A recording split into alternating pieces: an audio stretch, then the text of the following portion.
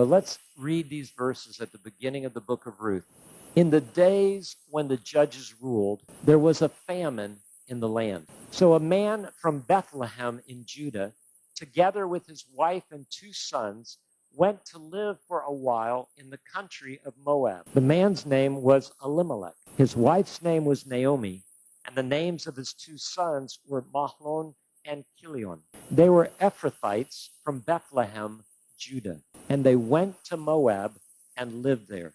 Now Elimelech, Naomi's husband, died, and she was left with her 2 sons. They married Moabite women, one named Orpah and the other Ruth.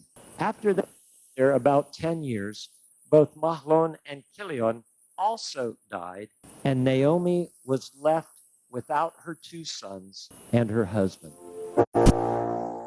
There is so much wrong with this beginning of the book of Ruth.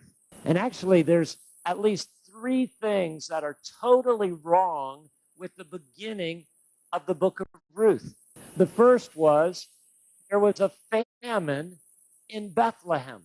Now, not only were they in the promised land, a land flowing with milk and honey, but the very name Bethlehem means the house of bread. Beit in original Hebrew means house. Lechem means bread. Bethlehem, Bethlehem was the house of bread. There was famine in the place of promise, the place of abundance, the place of blessing. The second thing that was wrong with this story, because Moab was an evil country. Moab was a place where they had a god called Chemosh, and that was a god that they made human sacrifices to. The Moabites opposed the nation of Israel when they came out of the wilderness on the way to the promised land.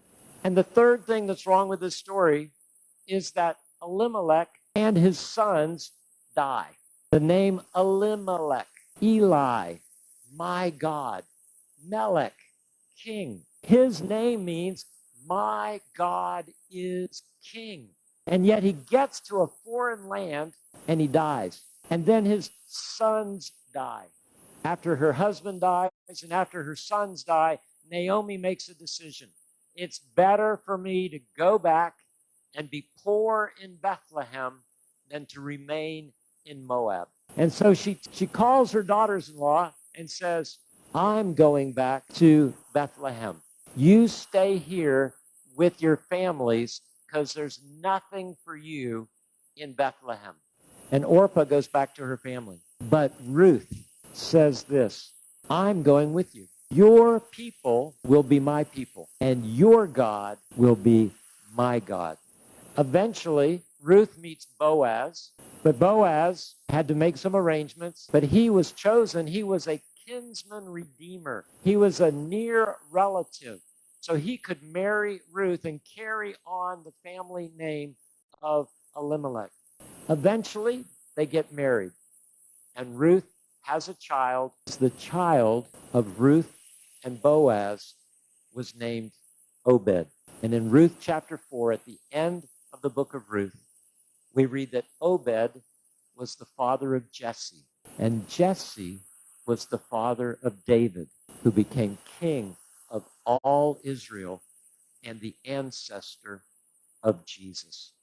Turns out that being lost in Moab was part of God's plan. So what can we learn from this story about Ruth on this Christmas Eve? First, troubled times came to the nation of Israel. Naomi experienced suffering and bitterness, but God still found a way for the name of Elimelech and his family to be preserved. The second thing that we can learn from the story is this: God provided a kinsman redeemer, Boaz, to become the husband of Ruth and restore Naomi's family. There was nothing that says Ruth should have been welcomed into the Jewish nation. But because of her faith, Because of her willingness to accept God as the one true God, Ruth was grafted in. She became part of the family of God. And finally, we learn this: God's plan was perfect.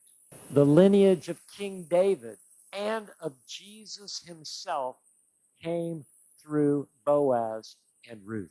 God restored the blessing to Naomi. God restored blessing to the town of Bethlehem. God made a way for the nation of Israel even when there seemed to be no way.